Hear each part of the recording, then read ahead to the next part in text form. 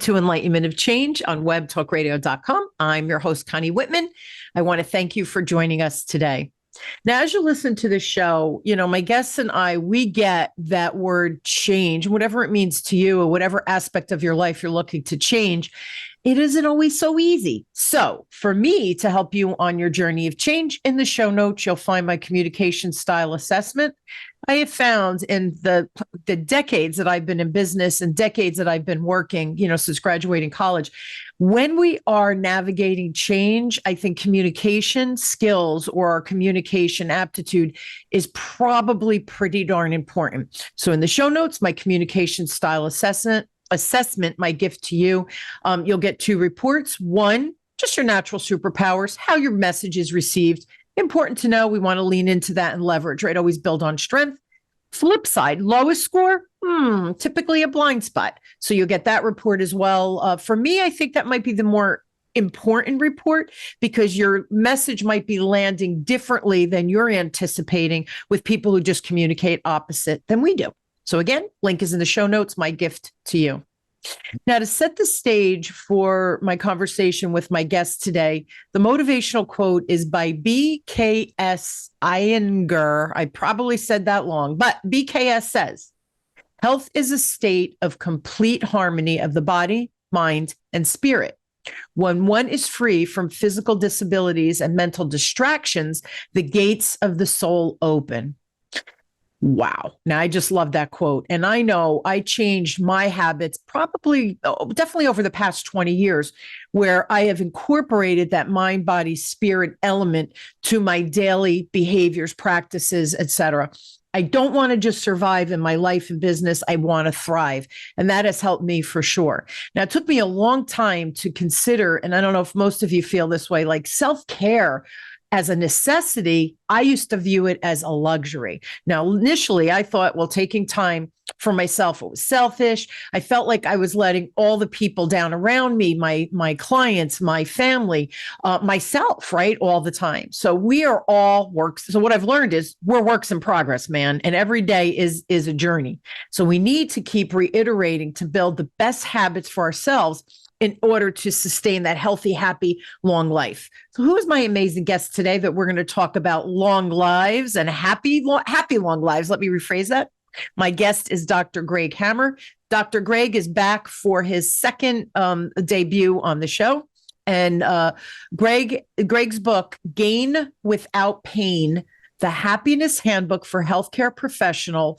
Beyond that, focuses on the 4 pillars of Dr. Hammer's meditation methodology called gratitude, acceptance, intention, and non-judgment to promote overall well-being and harmony between the mind and body. So please help me welcome back for the second time, Dr. Greg, to the show. Greg, thanks for being on.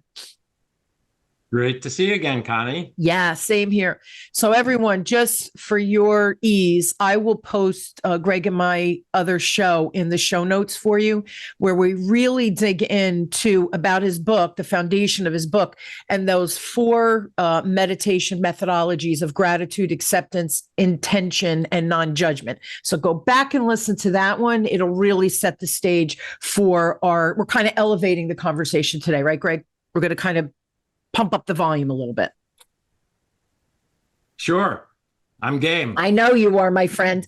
So here's my first question, again, to build on what we did last time. But what does optimizing longevity, what does that mean to you so we could define it and set the stage for everybody today?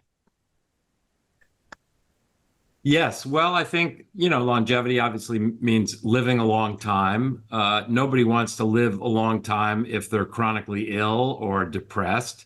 That would make a long life a punishment.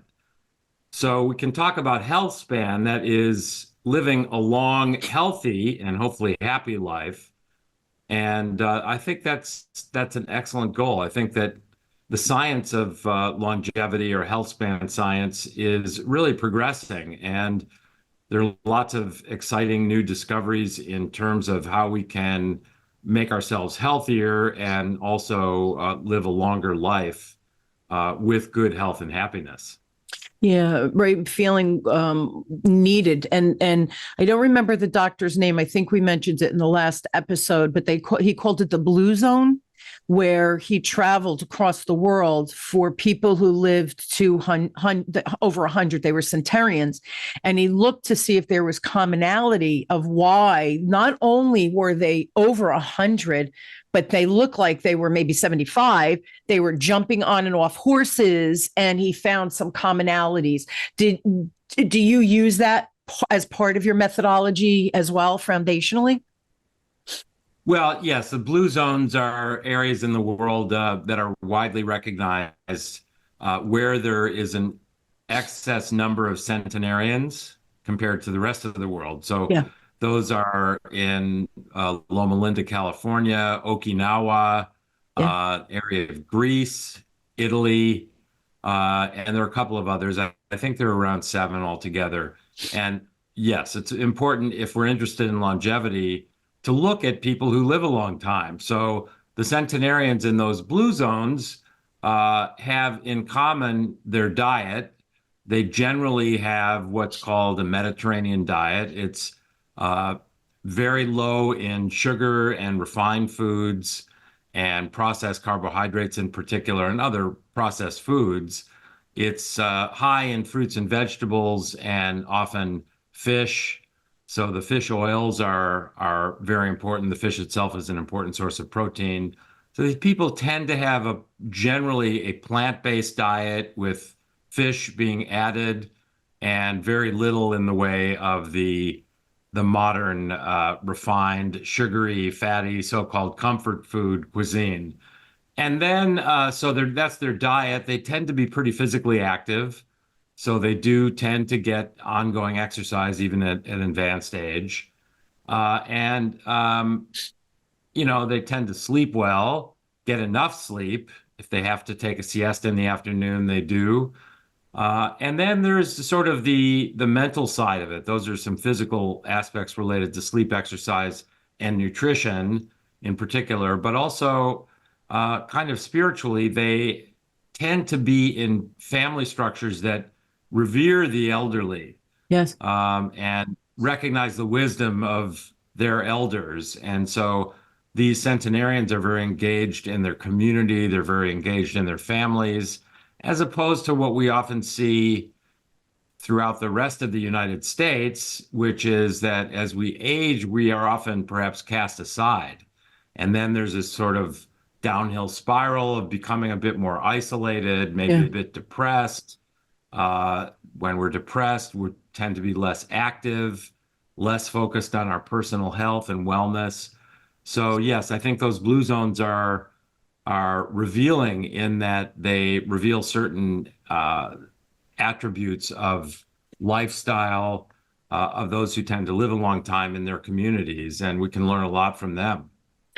Yeah, and I know you believe in that premise, the whole mind, body, spirit. And I think I shared in the last show, and I've shared it before. My dad is 93 and a half, still lives independently, can't drive, right? Because he can't see very well, he can't hear very well, but he's active. We had my son's girlfriend's family over for dinner, and they all speak Italian. They come from, it's so cute. They all come from Italy and Calabria in the province, but their little towns were about 20 miles apart, or give or take. So my dad came here when he was 20, and Sabrina's mom came here when she was, I guess, like 15. So there's that kinship, and they speak Italian. So my dad enjoys it because he gets to speak Italian with them. So we include him in things, and I just want to share the importance. My dad gets in about 6,000 steps a day. Either they go to the park, he and his sisters, who are also elders, they go walking every day. They cook for each other, where they make homemade bread, homemade pasta. So they get a better level of flour. So it's not as processed. The white flour, they use this Italian flour. So again, they still make their own food. My dad cooks. They cook for each other because now they're all single, right? All their spouses have passed on. but they walk, they eat. And I think that element of family, of community, because we include my dad with everything. He's relevant. My kids are 24 and 27, Greg, and they say to me after we leave my dad, they go, he's really smart. I really have great conversations with grandpa. It's not like, oh, I gotta go see grandpa. They engage with him, but he engages back. Hey, how's work? My dad owned his own business forever. Hey, what did you say to your boss? Did you get that promotion? He remembers because he still has his faculties. We're very blessed. But I think it comes back to that Italian heritage of eating and moving. I mean, he was working the farm when he was 5 years old, right? I mean, they don't know any differently, which I think is part of that whole centenarian kind of vibe. So it's real. I mean, this stuff works. My dad, he's amazing, but I don't think I think he's, of course, amazing. And when you talk about centenarians in these areas, I can see why he's still functioning at this high level. Sure, he shuffles and he moves slowly, but he's still functioning and enjoying life at the same time, which is really important, right? Yeah, well, that's wonderful to hear. I think he has those essential characteristics in common with the centenarians in the blue zones that are often discussed when the issue is longevity. So kudos to him and to the rest of the family, his siblings, for being mutually supportive. That's huge. Yeah. It's their own little community, right? Yeah. Example. Yeah. Yeah, absolutely. Tell us, Greg, what do you do like in your day-to-day life that you feel is optimizing your longevity as you go through life? Well, it comes down to sleep, exercise, nutrition, and I guess nutrition, we can include supplements and now even drugs that promote longevity.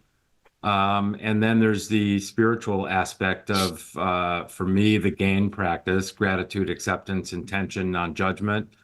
So sleep, exercise, nutrition, I do try to focus on my sleep hygiene.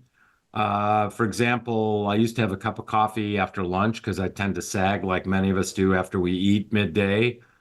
And then, I wasn't sleeping that well, and being a scientist and having done a lot of research in pharmacology, I thought about, well, I wonder if that afternoon cup of coffee is hurting me. And the active ingredient that tends to activate us is caffeine, of course. Caffeine has a pretty long half-life of 5 or 6 hours. That means that the blood level as a peak after we have a cup of coffee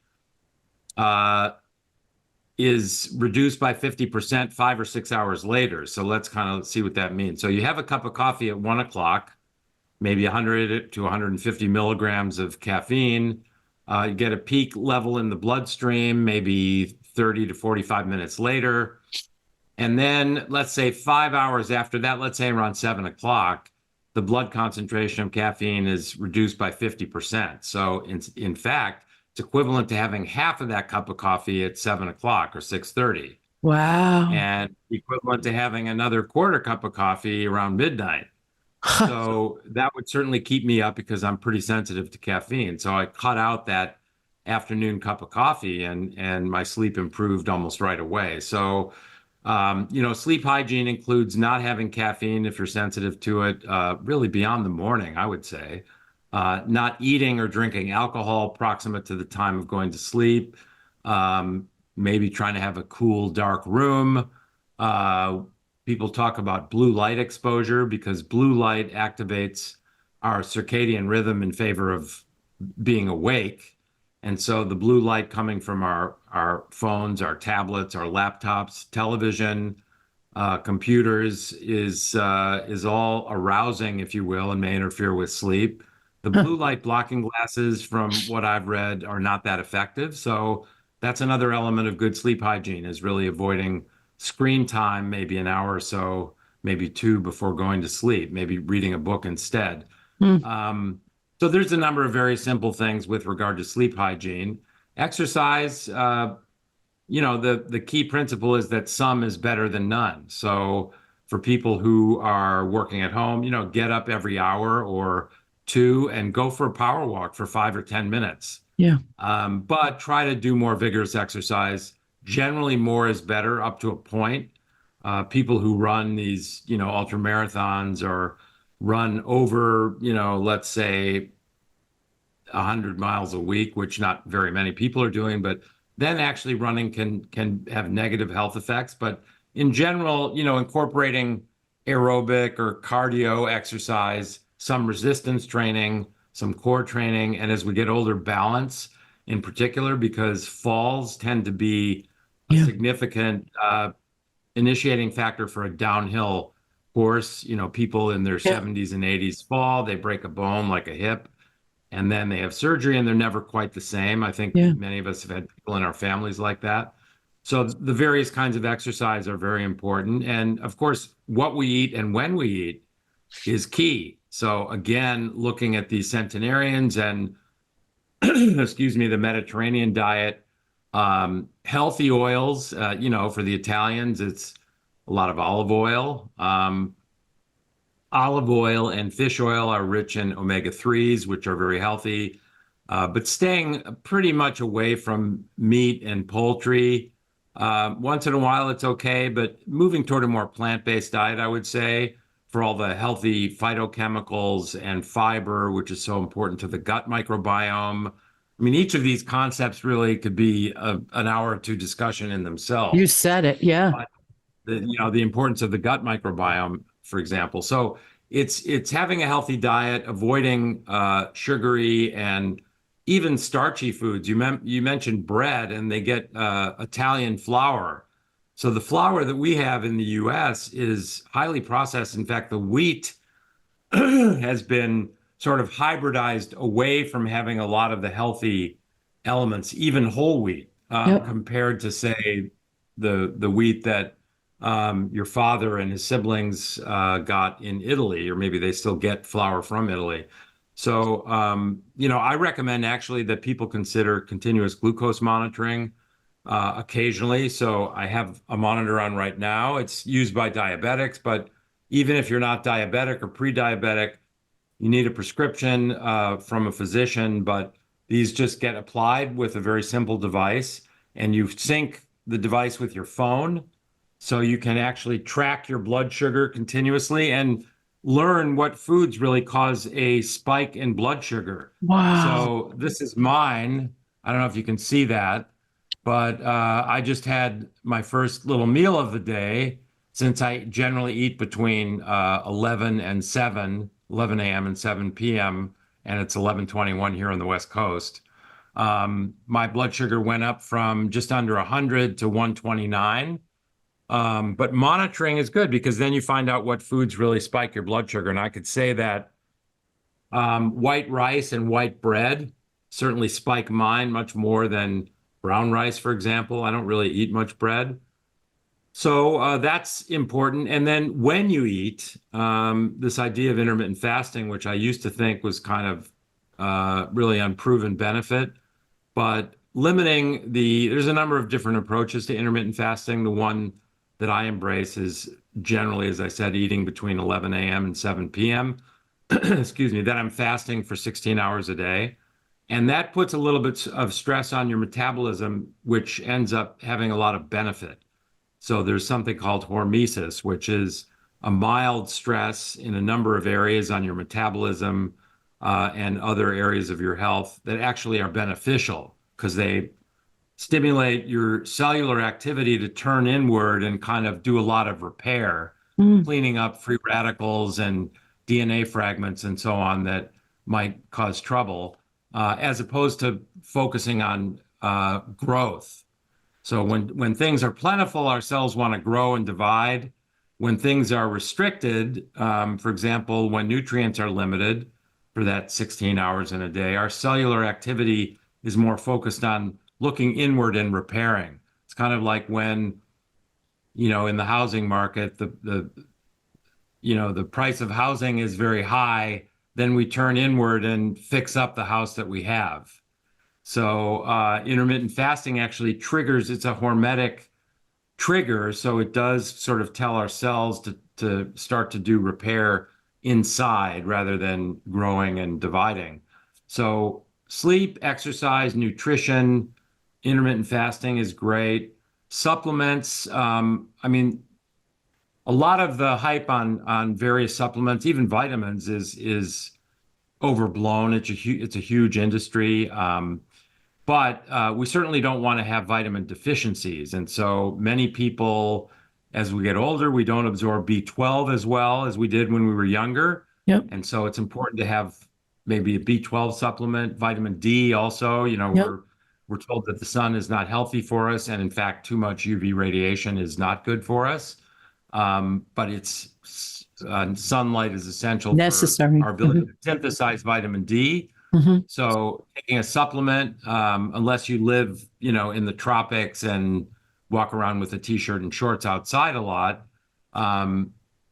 taking vitamin D supplements. So those are two drugs that, or supplements rather, two vitamins, vitamin D and B12 that I think probably should be supplemented, as well as sort of maybe a multivitamin.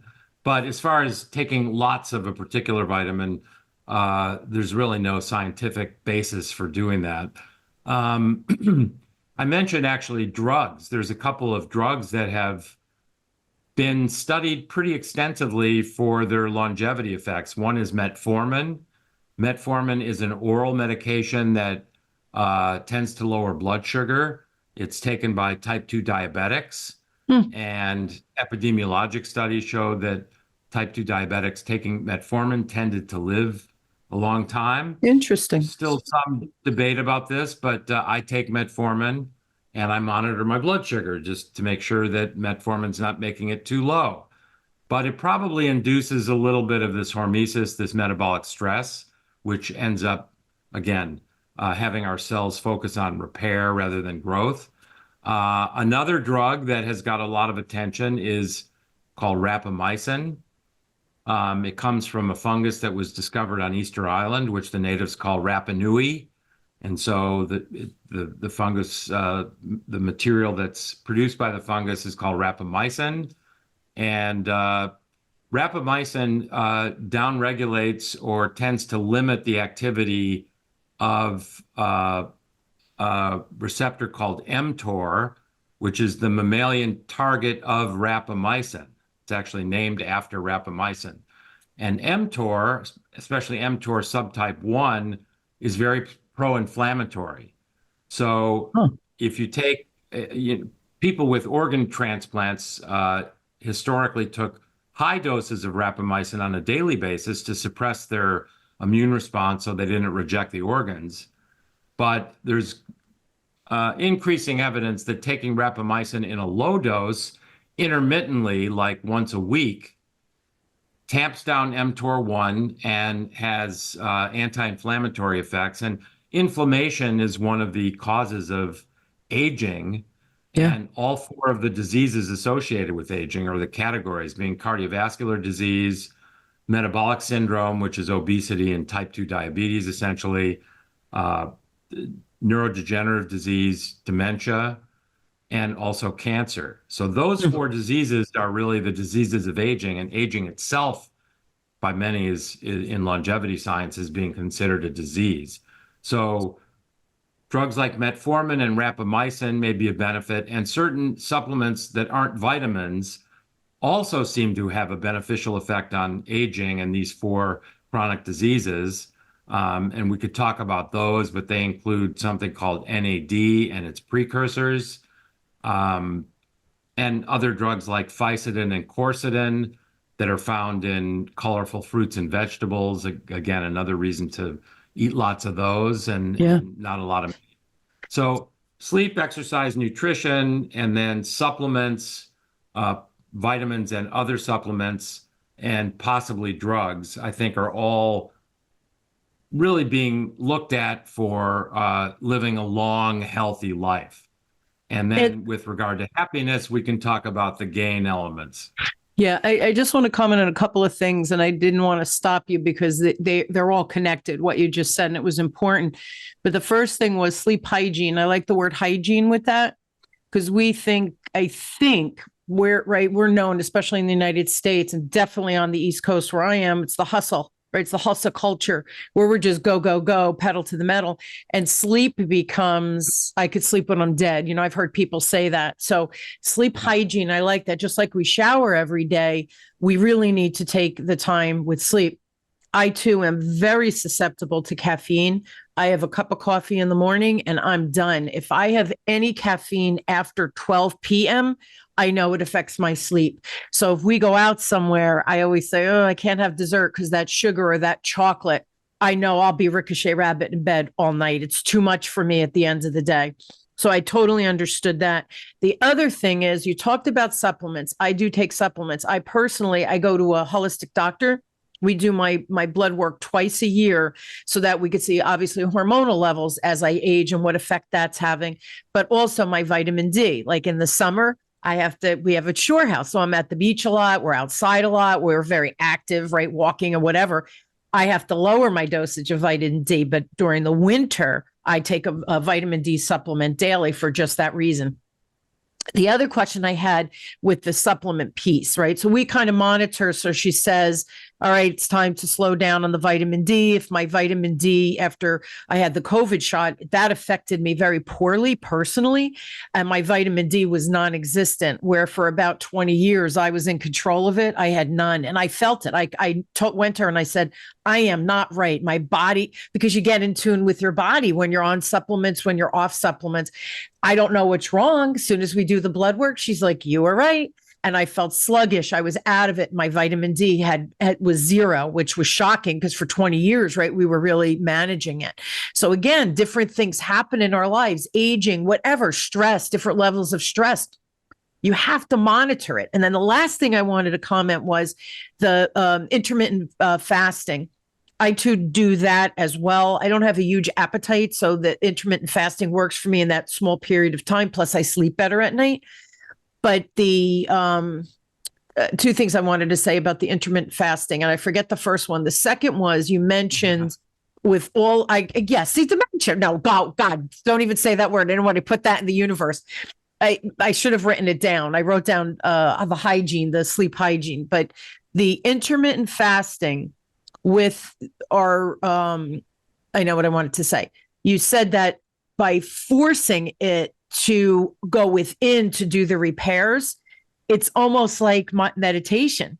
We're the hustle generation, right? Where we're go, go, go. If you never pause to reflect on, was that a good day? Was I happy? Did I do things because I felt I had to? Why do I feel that way, right? All of that self-reflection, if we don't carve it into our day, Greg, I feel like we don't do it. It sounds like that intermittent fasting has that same effect where it's like pause, let your body go internally and do what it knows to do or knows it should be doing for a healthy outcome. But if we're always grazing and eating and we never stop, we lose that component as well. So all of these pieces that you're talking about, they're separate and they're not. They're all together. And then the last question I have is the inflammation in our body. I know that's a big one. The turmeric, am I saying that correctly? Yeah. I take that, and that supposedly helps with the inflammation of the body. Was I misguided on that? No, it has been attributed accordingly. You're correct. I mean, there's a lot of foods and even herbs and spices that have anti-inflammatory and antioxidative stress. So things that are antioxidants like vitamin C, some of the other vitamins, actually, lots of different foods are antioxidants. And oxidative stress, as I mentioned briefly, is one of the triggers for cellular degeneration and aging. So why is that? What is that all about? Well, exposure to even, let's say, too much oxygen. Okay, so I'm very, it's part of my intensive care practice and my anesthesia practice too, but in the intensive care unit, it's important not to give patients too much oxygen. Oxygen, we're adapted to breathe air, which is about 21% oxygen. If we are breathing supplemental oxygen for long periods of time, we're more prone to oxidative injury. But there's a lot of cellular processes that also produce oxidative stresses. So we want to have the ability to buffer these oxidative stresses, and that's where antioxidants come in. So oxidative stress, even internal mechanisms of our cellular activity, produce what's called reactive oxygen species, like free radicals. Free radicals damage our DNA. Remember that, when our cells are dividing, so you have a cut on your skin cells and the cells underneath your skin are going to be stimulated to replicate, to heal that wound, right? So, Yep. one cell is making two cells Yep. are making four cells until that wound is healed. So when cells divide that way, which is essential for our health, the DNA that's coding activities within the cell has to replicate. So you've got one copy of DNA in one cell, let's say simplistically. When that cell is going to divide into two cells and heal your wound, the DNA has to replicate. So if the DNA is damaged, it's not going to replicate properly, right? So Yeah. what damages DNA? Things like ultraviolet light, for example. That's why you should be a little bit careful about spending too much time outside you certainly want to wear sunscreen, but Yep. ultraviolet light damages DNA, and reactive oxygen species, i.e. free radicals, damage DNA. So you want to be able to scavenge those free radicals or reactive oxygen species with antioxidants. So you want your cells to have enough antioxidant activity to get rid of these free radicals before they damage your DNA, your genetic material. So there are a lot of foods that have antioxidant activity. But everything is a balance. Like many Yep. people think that vitamin C, which is an antioxidant, the more is better. That's kind of the American way. But actually, there's no real scientific evidence that taking lots and lots and lots of vitamin C gives you lots and lots and lots of antioxidant activity that prevents damage to your DNA and other pro-aging phenomena. So that's why I think vitamins D and B12 are important you can measure them. Yeah. Yeah. And when they're low, replace them. They can both be taken orally. A lot of people think you need B12 by injection. Well, a few of us don't absorb it well, so you might be taking a lot of B12 and your level might be low, and then you might need IM injections, but that's very, very uncommon. So that's sort of the antioxidant thing, just in a nutshell. And turmeric and, lots of other foods, citrus foods, for example, tomatoes, oranges, lemons, limes, they have vitamin C, they have antioxidant activity. Leafy green vegetables, broccoli, kale, even arugula and other leafy vegetables, they have antioxidant activity. So it's important up to a point beyond which it doesn't seem to add much. Yeah. The thing is, we have to know our body, like you're monitoring, right? So we have to know our bodies and what works. Like I said, I know when I'm fatigued and I know when something's off. We do the blood work. Sure enough, it's off because you become in tune. You're monitoring yourself to some extent. And I just want to comment the vitamin D. I used to take a supplement and I didn't move. And every time we did the blood work, she's like, that's not, this was 20 years ago. Now there's in New Jersey, we have a pharmacy that compounds specific for, in my case, I put the vitamin D it's a supplement and I just put it under my tongue. And for some reason that worked for me. My absorption went up, where other supplements, I could take regular pills, orally, and it works for me.